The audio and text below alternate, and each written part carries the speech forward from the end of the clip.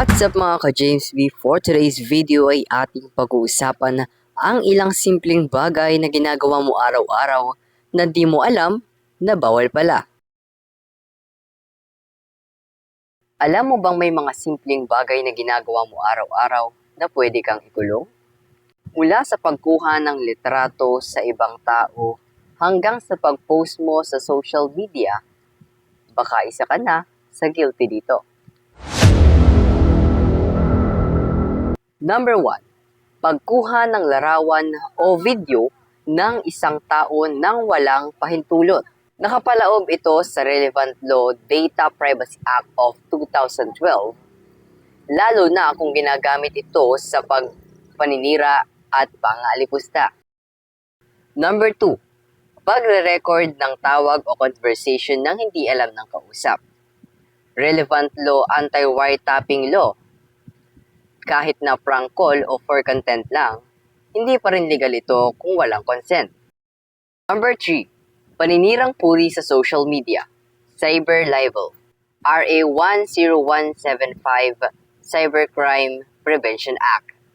Yung pagpo-post ng chismis o pagda-drop name ng ibang tao online, yes, maaari kang idemanda. Number 4. Pagda-download ng pelikula, kanta, o software na pirated. Copyright infringement. Marami pa rin gumagawa nito, pero technically, illegal siya. Number 5. Pagmamaneho ng walang lisensya o expired ang lisensya.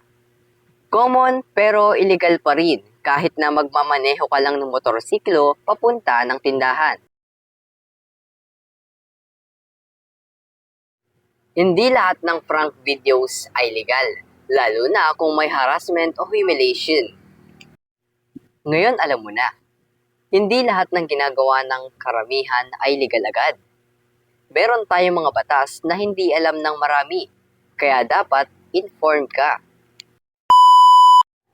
Kung gusto mo pa ng mga ganitong video, please like, share, and follow. At i-comment mo kung alin dito sa mga nabanggit ko ang nabigla ka na illegal pala. Paki-subscribe na rin ng YouTube channel ko na James Vlog Channel para naman ganahan akong mag-upload doon. Bye-bye!